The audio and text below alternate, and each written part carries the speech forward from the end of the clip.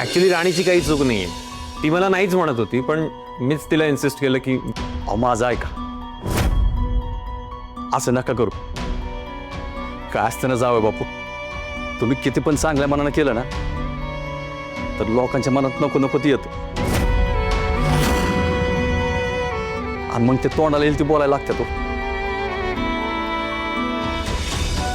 तीच तर कुणाकुणाची तोंड बंद करणार आहे आम्ही? तुम्हीच सांगा. मन तुम्हाला विनंती आहे आमची, आम्ही हात जोडतो तुमच्याकडून. परत काय असले काम करू नका तुम्ही.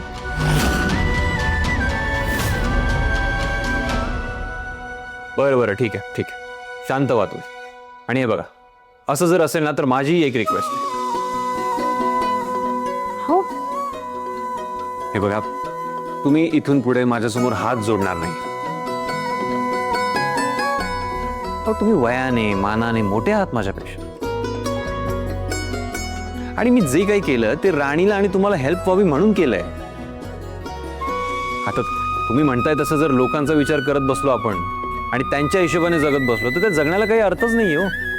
शेवटी माझं आणि तुमचं काहीतरी नातं आहे. त्या नात्यासाठी मी थोडंफार काही केलं तर काय बिघडलं त्यात?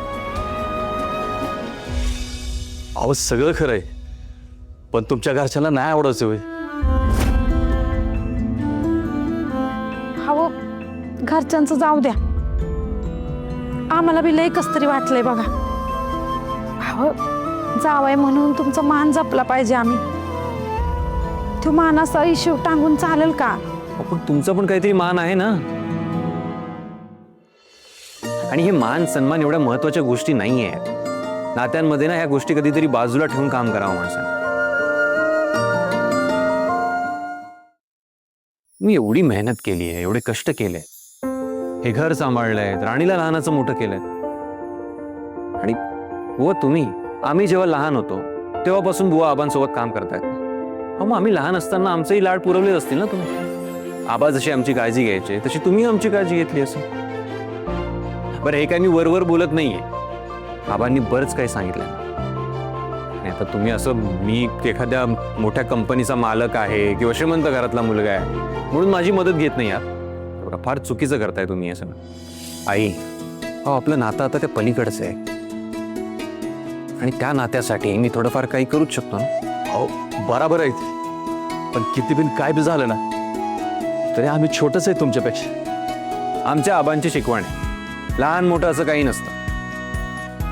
एखाद्याला जर मदतीची गरज असेल तर हे नाही बघायचं की कोण छोटं आहे कोण मोठं आहे, फक्त जाऊन मदत करायची. आणि मी काही कुठल्या गरजूला मदत नाही केली हो.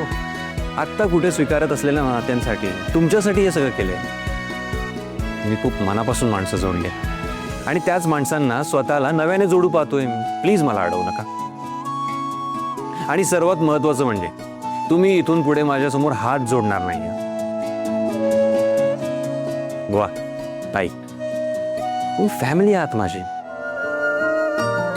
आणि माझ्या फॅमिलीसाठी मला थोडंफार काही करायची इच्छा झाली आहे, ते करू द्या मला प्लीज. फैजा होय बापू. आणि हो, बिलकुल काळजी करायची नाहीये, टेन्शन कसलं घ्यायचंच नाहीये. मी नेहमी तुमच्या सोबत असणार आहे. ओके, येऊ मी? या या.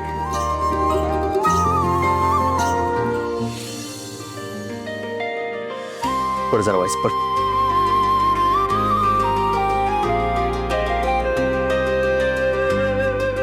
राणे, अगं लाख मोलाचं मला जावई भेटलं आणि तुला लाख मोलाचा नवरा.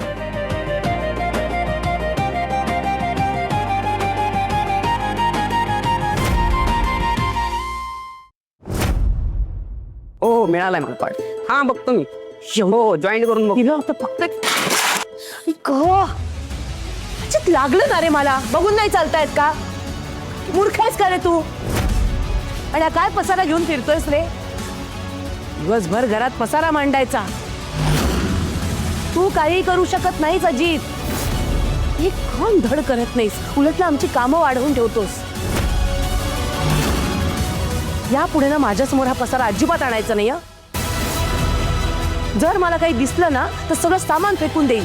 मालती अगं काय झालं एवढं का चिडचिड करतेस? काय झालंय मला विचारण्यापेक्षा ना आधी स्वतःच्या मुलाला समजवा.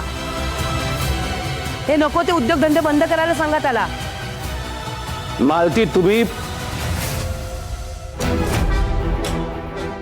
बरं बरं मी अजितला समजावते, तू शांत हो बरं आधी. बाहेरनं दमून आलीस ना, थांब मी तुझ्यासाठी पाणी घेऊन येते. थांब आलेच.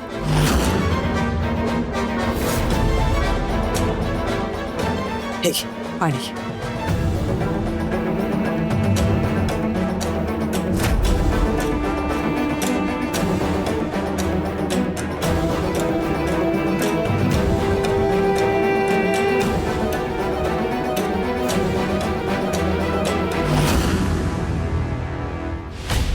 मला काहीतरी बोलायचं असं दिसतंय.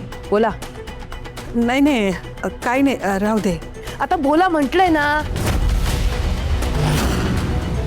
म्हणजे ते मला म्हणायचं होतं, अगं राणीची आई आजारी आहे ना, तर आपण एकदा भेटून आलो असतो तर. त्या दळभद्री पोरीचं नाव माझ्या समोर घ्यायचं नाही. या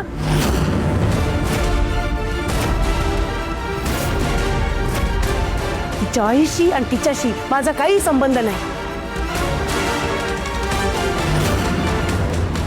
या या तुझीच वाट बघत होते. कुठे गेला होतास? जॉगिंग वरून घरी यायला एवढा वेळ लागतो का? आई जॉगिंगलाच गेलो होतो मी, आणि तिथून वस्तीत गेलो आणि आणि तिथे काय झालंय चांगलंच माहितीये मला.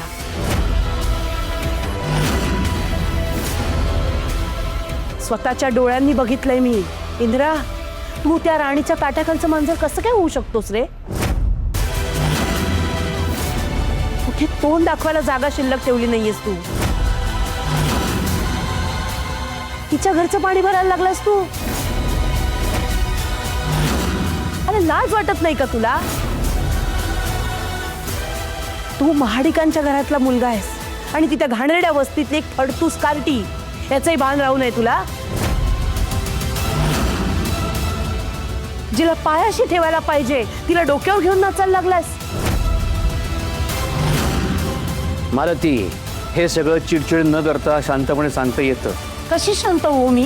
सांगा ना कशी शांत होऊ? काय करून आलाय बघा. हा तुमचा चिरंजीव त्या घाणेरड्या वस्तीत जाऊन त्या दरिद्री पोरीची ओजी व्हायला लागलाय आणि मी शांत होऊ? त्या राणी बरोबर तिच्या घरचं पाणी भरत होता आणि वस्तीतले लोक हसत होते. चार चौघात आपलं हसू व्हावं, आपलं नाव धुळीला मिळावं, याचसाठी त्या राणीने याला घोळात घेतला असणार आणि त्याला पाणी भरायला लावलं असेल.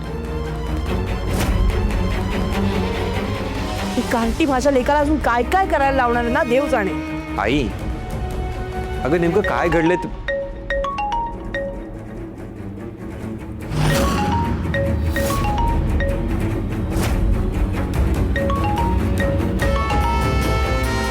नेमकं काय घडलंय ते ऐकून घेणार आहेस का तू?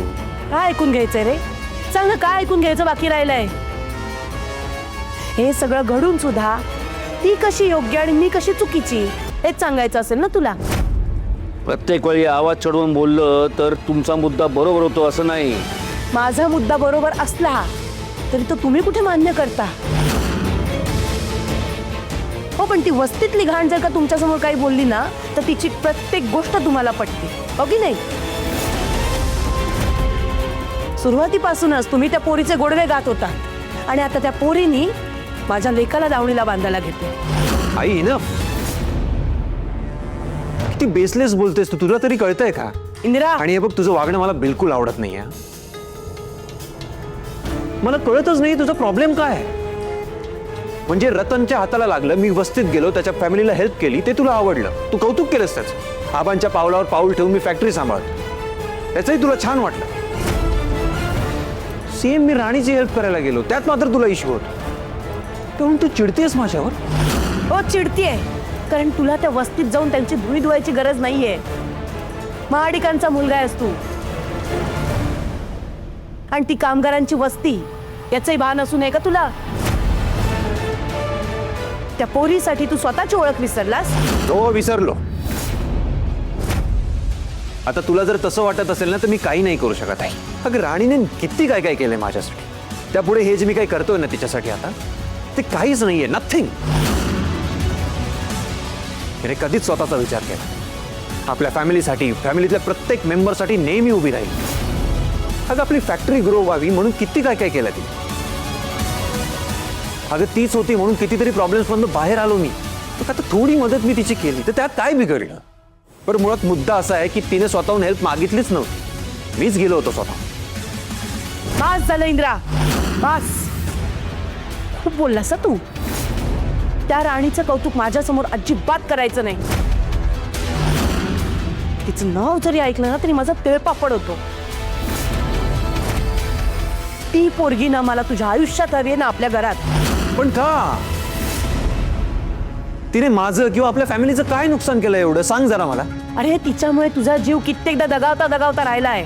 नाही आई, उलट ती होती ना म्हणून कितीतरी वेळा माझा जीव वाचलाय. सगळा दिखावा आहे इंद्रा. तिला कोणाबद्दल प्रेम आदर काही नाहीये. अरे जरा समजून घे. आणि मला एक्झॅक्टली याच्या अपोजिट वाटतं. राणी या घरात आल्यापासून तिने प्रेमाचा किंवा आदर दाखवण्याचा दिखावा कधी केलाच नाही आहे. आणि आई, अगं माणसं ओळखण्यात तू कधीपासून चुकायला लागलीस. उलट तू चुकतोयस. तुझ्या डोळ्यात नेमकी कसली धूळफेक केली ना त्या पोरीनी तेच कळायला मार्ग नाहीये मला.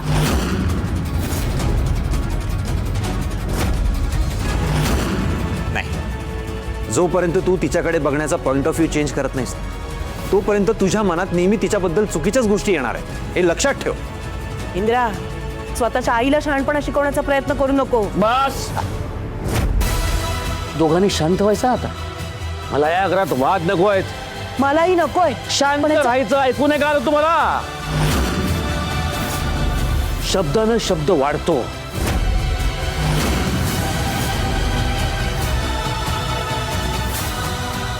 इंद्रा, जातो आवरून घे जा. हो.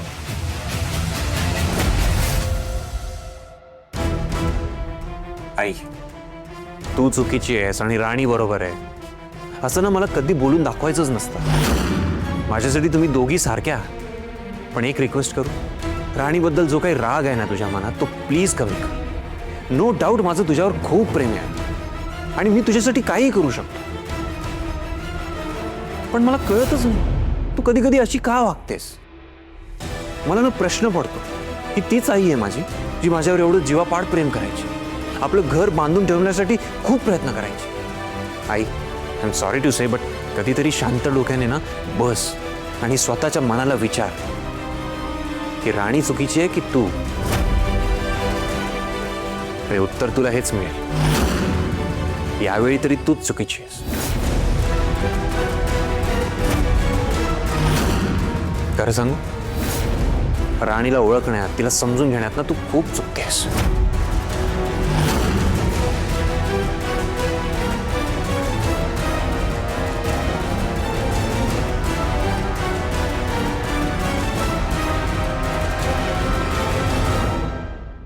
हे काय झालं. त्या पोरीने आज इंद्राला माझ्या विरुद्ध उलट बोलायला लावलं. तिच्यामुळे इंद्रा मलाच आरोपीच्या पिंजऱ्यात उभं करू लागला. नाही नाही, मी हे खपवून घेणार नाही.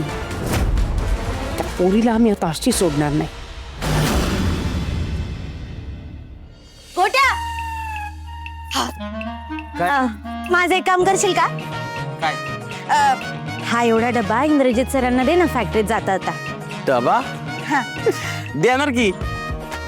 नुसता डबाच पोचवायचा आहे का काय निरोप पण आहे. हा नाही म्हणजे निरोप असेल तर सांग बाबा, ते पण देतो. कसं आहे, दो दिल मिल रहे मगर चुपके तसं काहीच नाही. तसंच आहे. नाहीतरी एवढ्या प्रेमाने डबा दिला असता का तू. हा हे भावा, तू काय डेंजरला असतो रे. गप्पर का ए बघ, मार खाशील तू माझा. तू सांगितलेलं काम करणारच का नाही तेवढं सांग. हा करणार की. भावानं सांगितलंय म्हणलं करणार. अजून एक डबा अजिबात उघडून बघायचा. हा म्हणजे चिट्ट्यांचा कार्यक्रम सुरू झाला वाटतं तुमच्यात. बस बर का गोट्या, म्हणलं ना असं काही नाही. गप खोटारडे, मनात नुसतं लाडू फुटतात की तुझ्या. तुला म्हंटल ना तसं काही नाही. तू त्रास देऊ नको बरं का, मला लई मार खाशील. इंद्र सरांची जाम मजा आहे बाबा. नाही असा एवढ्या प्रेमाने डबा आमच्या भावानं कधी आम्हाला तर दिला नव्हता. हे मावशी आणि बुवांना माहित आहे ना? हा म्हणजे माहित आहे तसं, पण तुला काय करायचं रे? सांगितलं तेवढं काम करा ग. अगं नाही म्हणजे त्यांना माहिती पाहिजे ना की त्यांची मुलगी जावयाला डबा पाठवते म्हणून. थांब विचारून येतो मावशीला. मावशी काय रे, तुला कशाला पाहिजेत नसता चौकशा? लई मारी ना तुला, चाललाय मोठा विचारायला. तुला सांगितलं तेवढं काम कर, नसता चौकशा कशाला पाहिजे तर तुला? डबा पोहोचवणार आहेस का नाही ते सांग, नाहीतर मी जाते माझा डबा पोहोचवा. नाही आता म्हणलं तर डबा पोहोचवणार ना, नाहीतर उगाच दोन प्रेम करणाऱ्या जीवांचा शाप लागेल ना मला, आहे ना? बर अजून काही निरोप पोचवायचा असेल तर तो बी सांगा, गोट्या शेट पोचवू शकतो. पुन्हा मार खाल्ल्याशिवाय अगं नाही गोट्या येड राणे.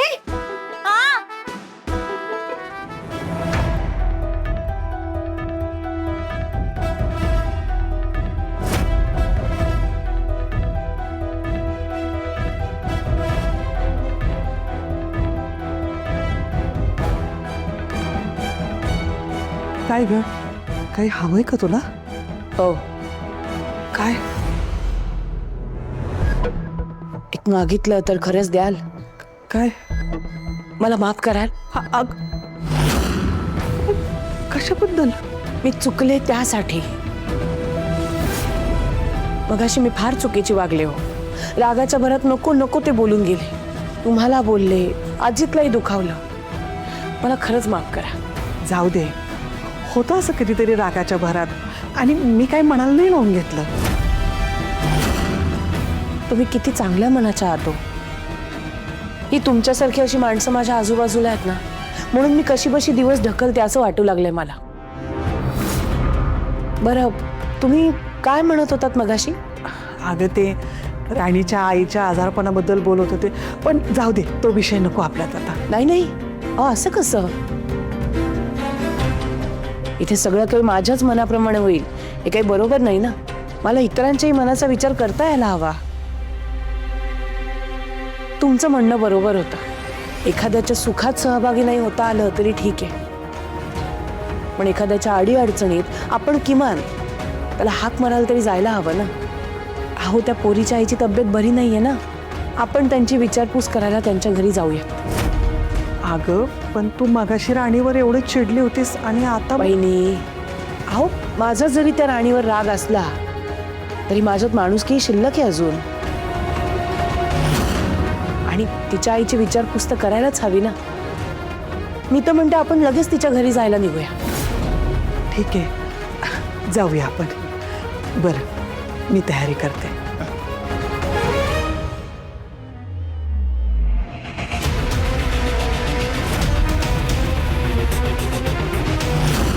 अच्छा, इंद्राला माझ्या विरोधात उभी करते ना ती, पण तिच्या विरोधात मी उभी ठाकली आहे हे ती विसरली आहे. आता ही मालती त्या पोरीचा कायमचा सूक्ष्मोक्ष लावूनच घरी परत येणार.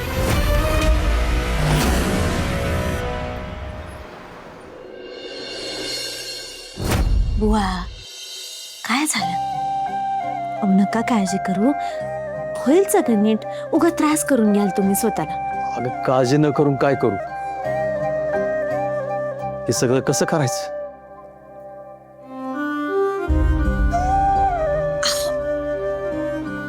होईल सगळं ठीक.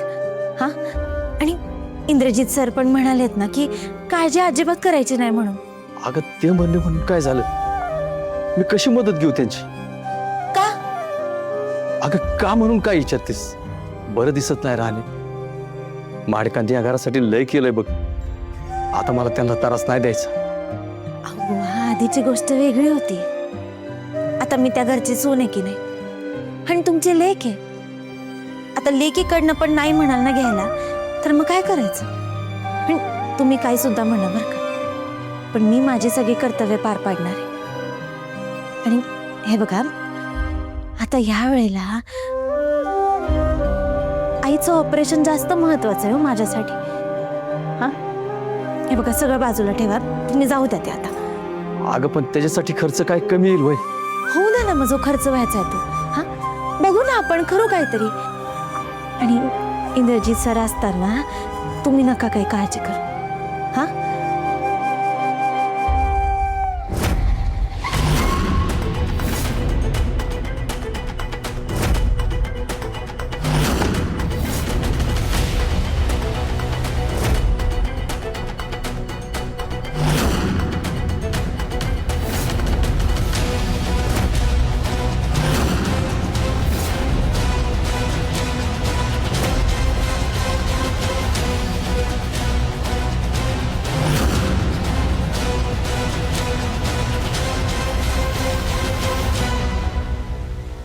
हो, इंद्रजित सर असताना काही काळजी करायची गरज नाहीये. येऊ का?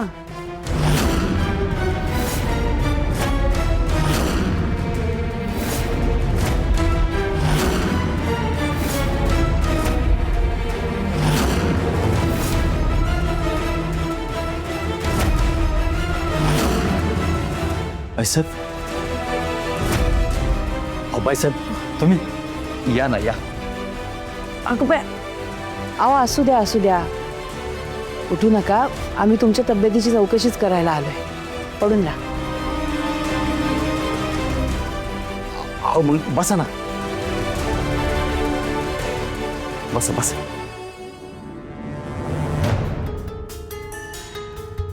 बसा.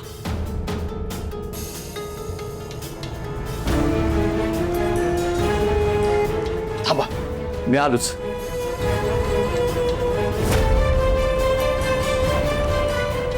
राणे, अगं तू उभी काय राहिलीस बाई? पाणी दे की सगळ्यांना. हा, हो, ते घरात जरा जागा कमी आहे ना आमच्या, त्याच्यामुळं खुर्च्या बाहेरच ठेवतो. जागा लहान आहे म्हणून माणसांनाही तुम्ही बाहेर पाठवता का हो? नाही म्हणजे राणीला सुद्धा तुम्ही आमच्याकडे पाठवलं म्हणून म्हटलं.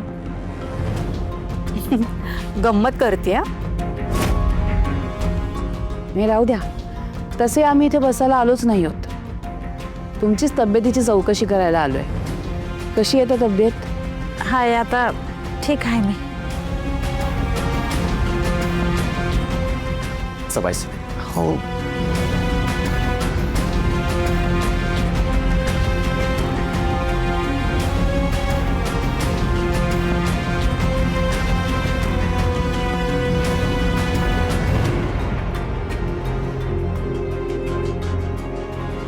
हो, काय म्हणाले डॉक्टर? हाय, आता ठीक आहे मी. तरी पण औषधं भरपूर घ्यावी लागत असतील ना?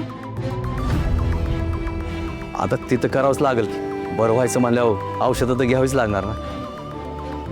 हो, पण हल्ली सहज औषधं घेता येत नाहीत ना. किती कॉस्टली झाली आहेत हो ना. आणि त्यात तुमचं उत्पन्न, महागातली महाग औषधं घ्यावी लागत असतील ना तुम्हाला. नाही तसं काही नाही. हो का? ते एक बरं झालं बाई. नाही, मला वाटलं खुर्ची घ्यायला पैसे नाहीत म्हटल्यावर इतर खर्च कसे करत असाल तुम्ही. हो ना. आणि ऑपरेशन तर करावंच लागणार आहे नाही का? हां, पण मग त्याचं जमणार का? हो, जमल ना मालती मॅडम. मी ऑपरेशनचा खर्चही बराच असेल ना. मग त्यानंतरची काळजी आलीच. होईल ते सगळं, तुम्ही नका काळजी करू.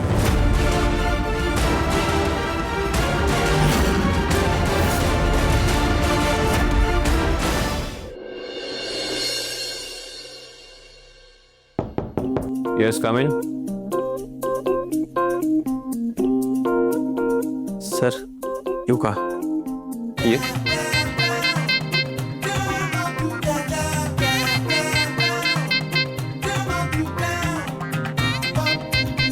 हे काय? पैसे नाही, तिनं पाठवले. तिने म्हणजे राणीने? अरे पण आपण सर तुम्हाला नको असेल तर काय हरकत नाही, मीच जातो घेऊन. म्हणजे अहो म्हणजे तुम्ही काय टेन्शन घेऊ नका, आम्ही मिळून संपवून टाकू. काय? डबा जाऊ का घेऊन? उगाच तुम्हाला टेन्शन नको. अरे नाही नाही, नको असू दे. राणीने पाठवलं तर खाऊन घे. अहो नक्की का सर? बघा, नाही म्हणजे मी नेऊ शकतो आता, एवढा आणलाय तर. नको नको, असू दे. अहो तिचं काय उगत असतं, तुम्ही नका लोड घेऊ. अरे लोड काय त्यात? पाठवलं तिने तर खाऊन घेईन मी, असू दे. बर, पण डबा नुसताच पाठवला नाही तिनं. मग अजून काय पाठवलंय? हो, तिनं मला 10 सूचना दिल्या. म्हणली तू डबा उघडू नको, त्यांच्याच हातात दी, हे नाही ते नाही. एवढं काय आहे डब्यात? म्हणजे आता तुमचा फोन झालाच असेल की. अरे नाही नाही, असं आमचं काही बोलणंच झालं नाहीये. आणि एनिवेज, आई कशा आहेत आता? हो, मावशीचं काय, आमचं ऐकलं ना आराम केला तर बरी होईल. पण आता भाव आलाय ना, तो बघतोय सगळं. पण बघा की सर, एवढ्या सगळ्या गोंधळात पण भाऊ डबा द्यायला विसरला नाही.